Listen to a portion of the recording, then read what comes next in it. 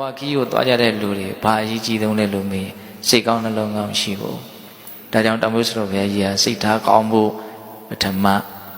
အရေးကြီးဆုံးကအဲ့ဒါပဲဘဝခီးကိုသွားမှာကျွတ်တော့ဘဝခီးဆိုတာကဒီဘဝမသေးခင်သွားတဲ့ခရီးရှိတယ်လို့ဒီဘဝသေးပြီးတဲ့နောက်ထပ်ဆက်သွားမယ်တဘဝပြီးတဘဝသွားတဲ့ခရီးလည်းရှိတယ်ဘဝခီးကိုအကျဉ်းမြင့်နှမျိုးနားလည်ရမယ်နော်တရပြီးတရတစ်ချိန်ပြီးတစ်ချိန်မသေးခင်မှာသွားနေရတာလဲဘဝခရီးပဲသေပြီးတဲ့နောက်ထပ်ဘဝတစ်ခုထပ်ဖြစ်မယ်အကောင်းလားအဆိုးလားဆိုတာကတော့ဒီကနေ့စိတ်ထားလေးပေါ်မှာပဲမူတည်မယ်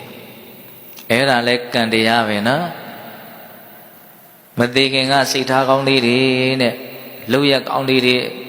အတွေးကောင်းလေးတွေနဲ့ဘဝမှာတကယ်အစင်တက်မြင့်မြင့်နေလာမယ်ဆိုရင်ဒီကနေ့မှလည်းဘလို့လုပ်ပြီးတော့မှယုံညံ့တဲ့စိတ်နဲ့သေတဲ့အကြောင်းမရှိဘူး။နောက်မသေးခင်ကစိတ်ထားတွေကညံ့စိတ်ထားကောင်းအောင်လည်းသိပြီးတော့မကြိုးပမ်းမှုမအားထုတ်ဘူးဆိုရင်တော့ဒီကနေ့မှအဲ့ဒါယုံညံ့တဲ့စိတ်ထားနဲ့သေရတတ်တယ်။အဲ့ဒါဆိုရင်တော့မကောင်းတဲ့ဘဝဖြစ်မှာနော်။ဒါကြောင့်ဘဝခီးကိုသွားကြတဲ့တတ္တဝါတွေမှာအရေးအကြီးဆုံးကဒီစိတ်ကောင်းနှလုံးကောင်းလေးရှိဖို့စိတ်ကောင်းနှလုံးကောင်းရှိလို့ရှိရင်ပြစ္ဆုတ်ပံလဲလိမ့်နေလဲဆင်းရဲစရာအကြောင်းမရှိဘူးလို့ဘုန်းကြီးကမြင်တယ်ဟုတ်လားနော်စိတ်ကောင်းနှလုံးကောင်းကထက်သန်လုံးအားကြီးရင်အဲ့ဒါနော်ဇောတွေကအလွန်အားကောင်းတဲ့တွေ့ကြောင့်ဒီဘဝတွင်ဒိဋ္ဌဓမ္မဝေဒနိယကံကောင်းကျိုးချမ်းသာကိုရနိုင်တယ်တန်တရားအတွက်လည်းပဲသူ့ကိုပဲအားကိုးပြီးတော့သွားရမှာနော်အနာဂတ်ဆိုတာတကယ်ဖြစ်သေးတာမဟုတ်ဘူးဒီပြစ္ဆုတ်ပံကဘယ်လိုတွေလုပ်နေတာလဲဆိုတာပဲအနာဂတ်ကိုပုံဖော်မှာ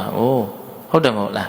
ဒါကြောင့်ဘုန်းကြီးတို့ဘဝခီးကိုသွားကြတဲ့လူတွေဘာအရေးကြီးဆုံးလဲလို့မေးစိတ်ကောင်းနှလုံးကောင်းရှိဖို့